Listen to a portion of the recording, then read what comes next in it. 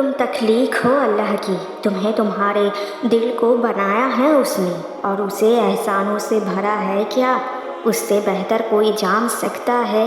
ان خیالوں کو جو تمہارے دل سے گزرتے ہیں اس سے بہتر کوئی جان سکتا ہے؟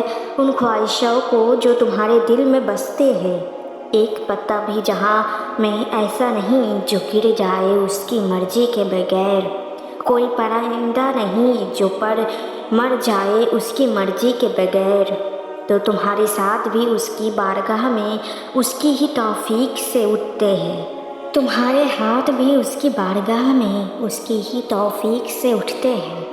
اسے خبر ہے تمہارے ہر آنسو کی، وہ واقف ہے تمہاری طرف سے، وہ تم سے بہتر جانتا ہے تمہارے ماضی حال اور تمہارے مستقبل کو۔ تم یقین رکھو اس نے تمہیں چھوڑا نہیں ہے۔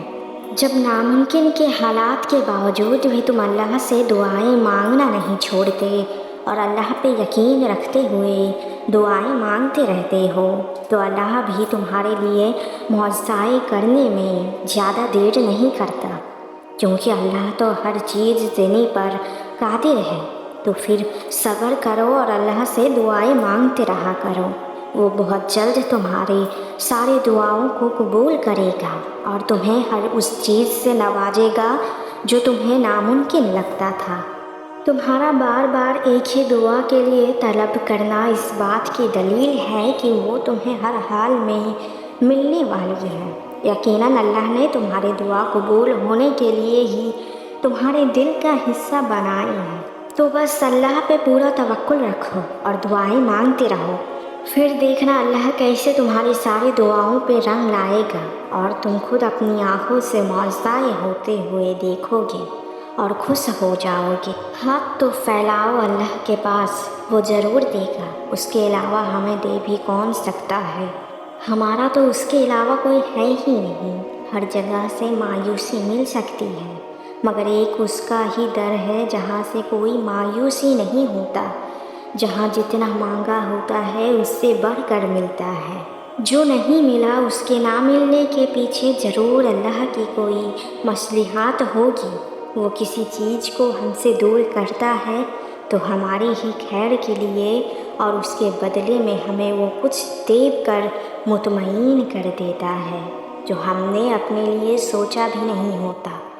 ہم جب صبر کر لیتے ہیں اپنے حال پر، یہ جان کر کہ چیزیں اب ہماری طاقت سے باہر ہے اور اللہ کے فیصلے کبھی ہمارے لیے غلط ثابت نہیں ہو سکتی، تو تب کچھ بہتر ہو جاتا ہے، دل سکون میں آ جاتا ہے اور صبر کا بہت خوبصورت صلہ بھی ملتا ہے۔ دعا ہی ہے جو آپ کو آپ کی ہر منزل تک پہنچا سکتی ہے، دعا ہی تو ہے جو ہر بچھڑنے والوں کو آپ سے ملا سکتی ہے، آخر وہ دعا ہی تو ہے جس سے آپ کا دل ہلکا ہو جاتا ہے، وہ دعا ہی ہے جو ہر ناممکن کو آپ کی زندگی میں ممکن بنا سکتی ہے، صرف دعا ہی ہے جو آپ کو غموں کو خوشی میں بدل سکتی ہے۔